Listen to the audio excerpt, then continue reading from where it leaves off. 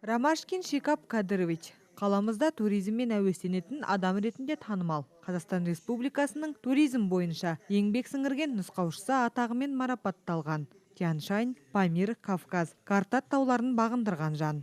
Ол бұрынғы СССР құрамындағы көптеген мемлекеттерде болған. Әрқашан өзімен бірге фотоаппаратын алып жүріп, таңқаларлық табиғат пейзаждарын суретке түсіруді әдетке айналдырған. Бүгін Шикап Ромашкин 80 жасқа толды. Былтырғы жылы этно-культурное объединение ашқанбыз ArcelorMittal'да. Мінекей сол ArcelorMittal'дың құрметті кісі Шикап Кадыровичтің бүгін 80-ге толып отырған күні. Соны этно-культурный центрменен, қазақ центрменен бәріміз комбинаттың администрациялары арқылы сол кісінің 80 жастығын тойлап жатырмыз. Литературный кеш болады. Сол кісі өзінің жазған өлеңдерін оқиды, сонымен кеш өткіземіз сондай. 80-нің сеңгіріне шыққан Шикап Ромашкин өзін құттықтауға осыншама адам жиналады деп күтпегенін жасырмады. Очень приятно. Қатты қуанып отырмын. Бірнеше күн бұрын таныстарыма бір дәмханада бас қосайық, мен өз өлеңдерімді оқып беремін деген едім. Бүгінгі шараны ұйымдастырған Әлішер Жақыпбековке алғысым шексіз. Мұнша көп адам жиналады деп күтпеген едім.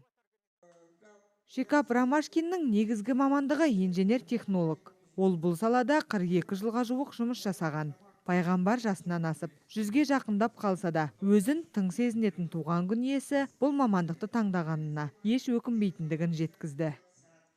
Основная моя работа инженер-технолог-литейщик. Менің негізгі мамандығым инженер-технолог.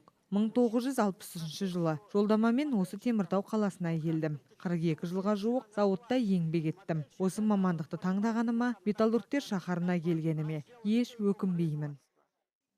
Теміртау қаласының белсендісі, 80 жасқа толған Шикап Ромашкиннің туған күнін атап өтуге бірге жүрген жолдастары, қалалық ақсақалдар алқасының мүшелері және мәслихат депутаттары жиналды.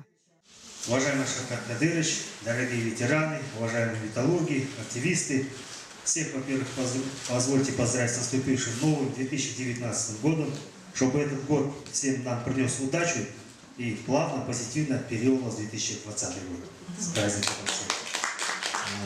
Уважаемый Шикап Кадырович, для меня огромная честь здесь находиться, на вашем поэтическом вечере, на вашей премьере, поздравить вас с 80-летием, с таким большим юбилеем, пожелать вам долгих лет жизни, будьте среди нас. Я лично для себя Шикапа Кадыровича открыл в 2005 году, когда мне сказали, вот от этого человека видишь, я говорю, конечно вижу, тоже люди знают, говорю. А ты знаешь, что он еще, говорит, на Эверест лазил? Я говорю, да вы что, вот так вот я для себя открыл этого человека. Ну, для нас Темиртауский наш Эверест, мы вас называем. Вот. Не болейте, будьте с этим нас долго, чтобы все было у вас хорошо.